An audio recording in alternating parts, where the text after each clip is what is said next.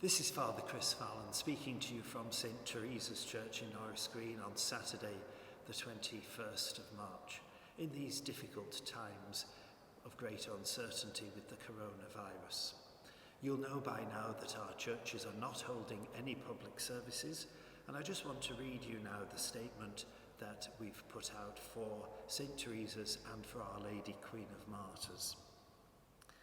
Following guidance from the Bishops' Conference and Archbishop Malcolm, in order to keep each other safe, to save lives and to support our NHS, public worship in our churches has ceased from yesterday evening, Friday the 20th of March, until further notice.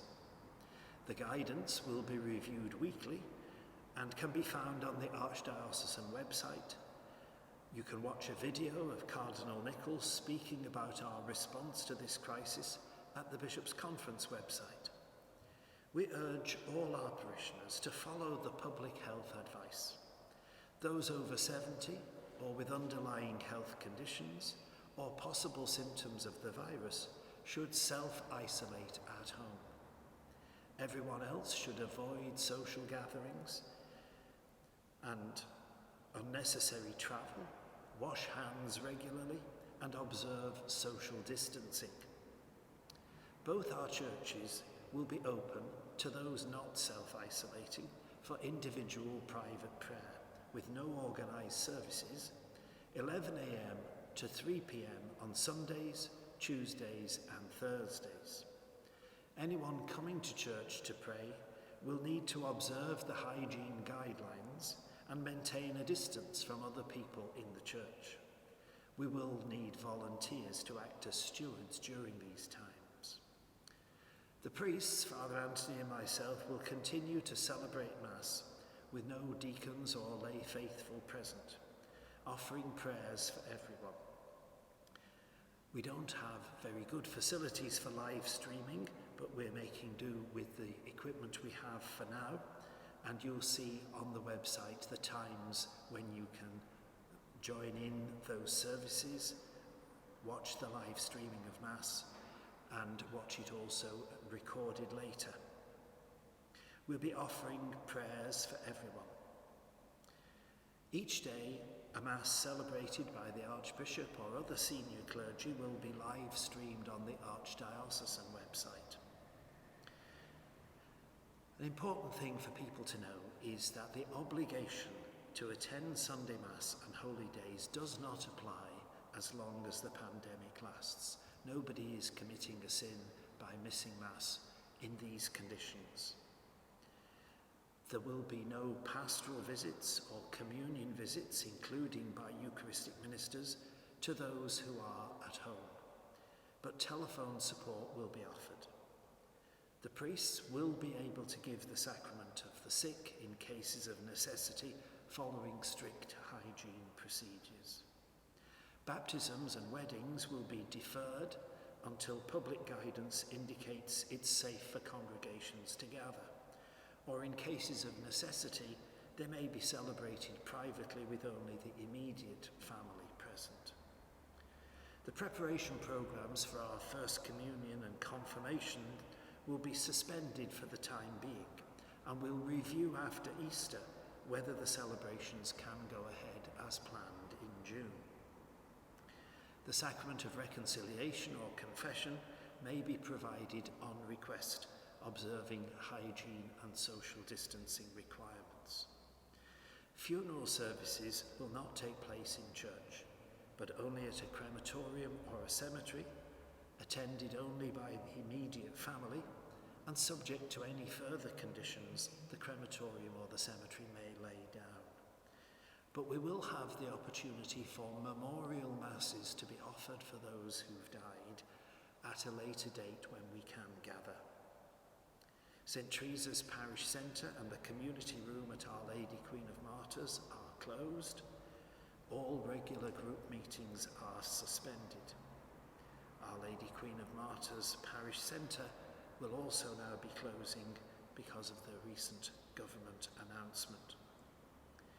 Our parish schools are closing on Friday the 20th of March, but St. Teresa's and St. Swithin schools have been named as hubs which will remain open for vulnerable children and for the children of key workers identified by the government. We're very grateful to the staff of those schools who will be working, some of them extra hours, to make it possible for vulnerable children to be looked after and for key workers to keep the rest of us safe and to keep our country going. It's important at this time that we offer each other whatever help and support we can, whether that's a phone call to check someone is okay, or someone who can move about, offering to do shopping and other tasks for those who must stay at home. Human contact, whether by phone or Skype or in person or any other social media means we can use, is vital for all of us. If you would like to volunteer your help in our parish communities, please email or leave a message on either of the parish office phone numbers, indicating what your own situation is and what help you can offer. If you need to talk to someone about your own needs or those of someone you look after, again, please contact either of the parish offices by email or by phone. In the midst of this crisis, we hold on to our faith in the God who loves us and who can bring good out of the least promising situations, and we can encourage and pray for each other. The upsurge of generosity and goodwill in communities, with people volunteering to care for each other and support the most vulnerable, is surely a sign of God's love, present and active in these difficult times. Archbishop Malcolm has asked that we should all have a prayer, which I'm going to read to you in a moment. But I'm also going to read to you first a poem that some people have found helpful as we face this time of many of us having to stay at home. And the people stayed home and read books and listened and rested and exercised and made art and played games and learned new ways of being and were still and listened more deeply. Some meditated, some prayed, some danced, some met their shadows. And the people began to think differently, and the people healed. And in the absence of people living in ignorant, dangerous, mindless and heartless ways, the earth began to heal. And when the danger passed and the people joined together again, they grieved their losses and made new choices and dreamed new images and created new ways to live and heal the earth, fully as they had been healed. That's a poem by Kitty O'Mara. So I'm going to end with the prayer that Archbishop Malcolm has asked that we all have and that we say for each other. It's a prayer in time of danger and illness. God our Father, each person is precious to you.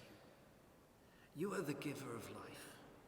Have mercy on us and protect us at this time as the coronavirus threatens health and life.